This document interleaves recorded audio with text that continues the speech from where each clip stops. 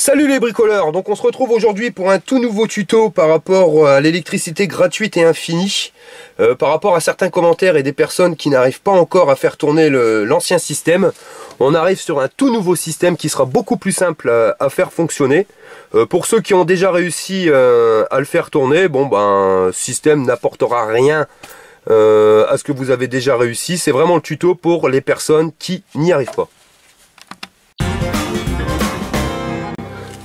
Donc pour ceci, il vous faudra toujours le ventilateur avec les 7 pales. Ici en l'occurrence, ça sera un 12 volts. Donc absolument, si vous prenez un 12 volts, il vous faudra après un transfo de 12 volts. Mais ça, je reviendrai là-dessus par la suite. Ensuite, ce qui va changer, c'est que sur l'ancien modèle, on mettait des rondelles. Donc là, j'ai exploité un nouveau système qui est beaucoup plus simple. C'est-à-dire, vous allez prendre des magnettes, des simples magnettes pour accrocher sur les frigidaires. Donc vous voyez, j'ai payé ça 1 €. Et on va venir coller les magnettes au niveau des pales. Donc on va les coller à peu près au même endroit à chaque fois. Donc pour ceci, on va utiliser la colle thermique. Hein, vous le collez. Moi je préfère la colle thermique, j'aime bien, ça chauffe bien.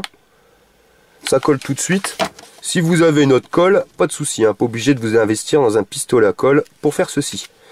Et on va venir donc coller les magnettes sur les 7 pales. Voilà, donc je viens de finir de coller les magnettes directement sur les pales. Donc vous voyez, chaque pale a un magnète. Nous allons passer à la partie électrique. Donc en ce qui concerne la partie électrique, vous avez plusieurs sortes de ventilateurs. Vous avez les ventilateurs qui auront 2 fils, le noir et le rouge, 3 fils et 4 fils. Ce qu'il vous faut, c'est absolument conserver le fil noir et le fil rouge. Les autres fils, vous pouvez directement les enlever. On va passer au transformateur parce que maintenant, votre ventilateur, quand il va tourner, il va produire du courant. Donc il faut absolument le brancher avant de faire tourner le ventilateur. Au niveau du transformateur, moi j'ai pris un transformateur donc 12 volts, 1000 mAh, alternatif. Donc à savoir que plus votre transformateur sera puissant en termes de sortie, en intensité, donc là on a 1000 mAh, plus vous allez monter en intensité, plus vous allez pouvoir développer de courant pour pouvoir en profiter. C'est-à-dire que si vous partez sur un simple chargeur de téléphone portable, vous allez pouvoir alimenter 2-3 ampoules, mais pas plus. Si vous partez sur un chargeur de 1000 mAh, là automatiquement vous allez pouvoir commencer à faire tourner des perceuses, des machines-outils. On va dire qu'on peut développer à peu près 2000 à 3000 watts avec un 1000 mAh.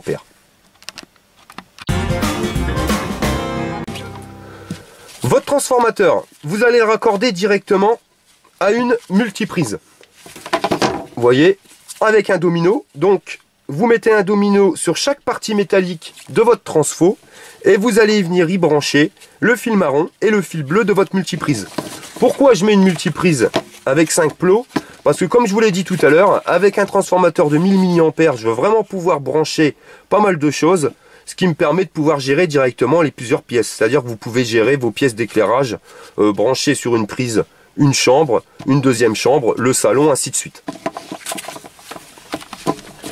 Petite astuce, il y a beaucoup de gens qui m'ont mis en commentaire au niveau de l'arrêt du ventilateur.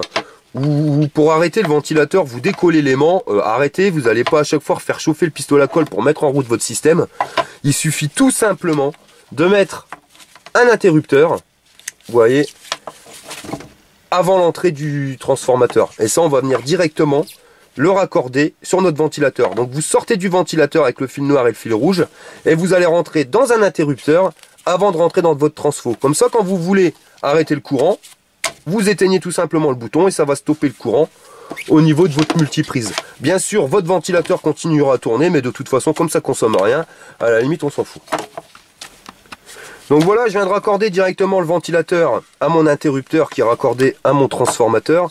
Je vais maintenant venir mettre de la gaine thermo. Pourquoi la gaine thermo? Tout simplement pour éviter les faux contacts. Voilà. Autant qu'on le fasse directement pour que ça dure.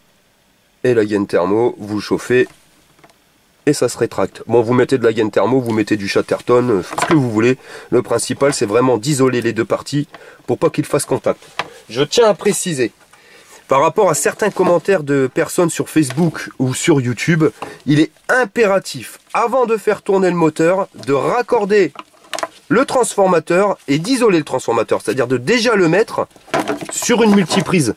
De ne pas laisser les deux parties métalliques mal. sans isolation. Pourquoi? Parce qu'à partir du moment où vous allez faire tourner votre moteur, là il va produire du courant. Et après vous risquez de prendre un coup de jus. Donc il y a toutes les personnes qui malheureusement m'ont mis en commentaire comme quoi s'était pris un coup de jus quand le moteur s'était mis en route. Si vous regardez bien les premières vidéos, je le stipule bien, donc c'est pour ça que je le mentionne à nouveau. Faites attention, isolez bien la partie électrique avant de faire tourner le moteur pour votre sécurité. Nous allons donc passer au collage des aimants sur le côté du ventilateur pour pouvoir donc créer un champ magnétique afin de faire tourner ce dit ventilateur. Donc sur les anciens modèles, on tournait directement avec des rondelles. Là on va changer, on va faire du magnétisme contre du magnétisme. C'est pour ça que ça sera beaucoup plus simple.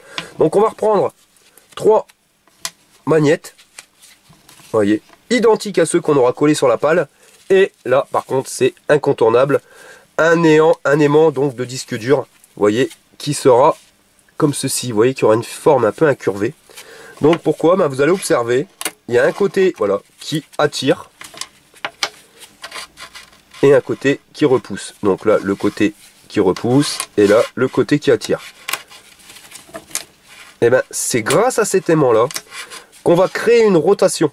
Vous voyez, quand la pale va arriver d'un côté, elle va être attirée. Et quand elle va arriver de l'autre côté, elle va être repoussée. Pourquoi elle ne reste pas collée directement sur l'aimant? Ça va être le rôle des 3 autres aimants qui vont permettre au ventilateur d'avoir assez de force pour pouvoir se dégager de la force d'attraction. Et après, va être repoussé et à nouveau attiré. Nous allons passer à la phase de collage.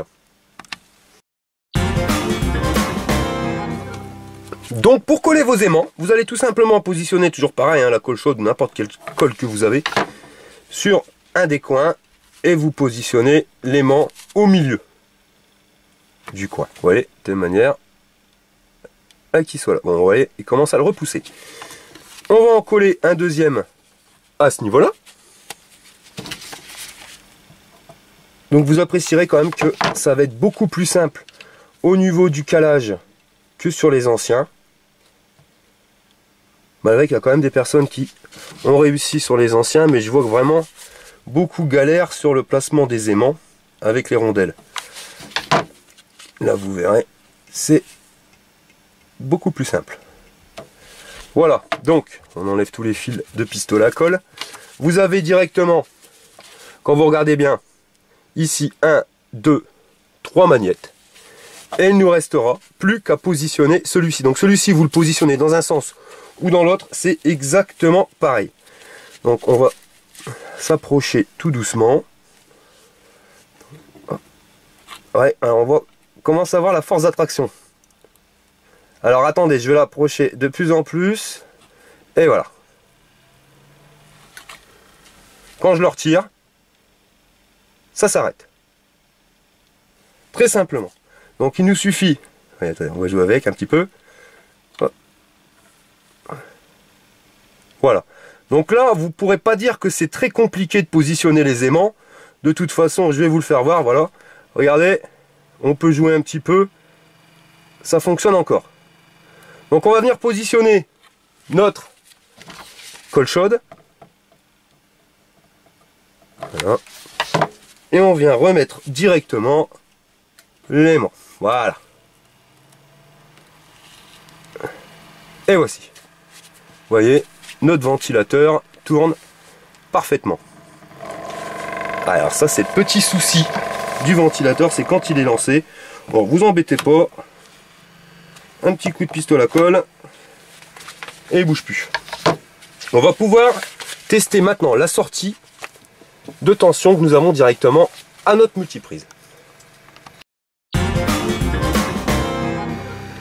Donc voilà, pour vous faire voir la démonstration de la puissance qu'on peut trouver directement avec ce système de ventilateur, j'ai fabriqué un système. Donc vous voyez, je vous ai mis 12 ampoules halogènes.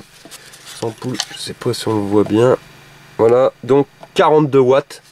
Donc faites le calcul, 12 fois 42, on est un petit peu plus de 500 watts. J'ai fait un raccordement à l'arrache, faites pas ça chez vous, parce qu'en plus des ampoules halogènes qui chauffent énormément sur du bois, vous allez mettre le feu. C'est vraiment pour vous faire voir l'utilité de ce système. Donc on va le brancher directement sur la multiprise. Voilà. Je vais vous le poser comme on peut. Ah ouais, on pas tout sur la vidéo. Ouais, je vais le tenir. Donc là, vous allez me dire, mais ça s'allume pas. Bah oui, tout simplement. Pourquoi? Parce que je n'ai pas allumé l'interrupteur. Donc là, je vais mettre en route l'interrupteur. Vous voyez, le moteur ne ralentit pas. Je vais pas l'éclairer parce que vous allez en prendre. On va pas bien voir à la vidéo. Le moteur tourne toujours. Et là, vous avez la lumière qui fonctionne. Donc on est bien à 500 watts, je le précise. Donc je vais vous faire voir un petit test qui est assez rigolo. C'est que vous allez voir quand je vais ralentir le moteur du ventilateur, et ben, le niveau va descendre. Regardez, je ralentis. Voilà, ouais, c'est marrant. De toute façon, je vais accélérer. Et voilà. Donc système fonctionne. Là vous avez vu, je viens de vous brancher 500 watts de lumière et je vais rajouter. Donc là on est sur un décapeur thermique 2000 watts.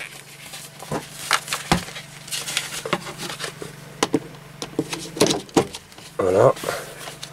Je vais vous le mettre non pas sur la position 1 mais sur la position 2. Voilà. Ça fonctionne.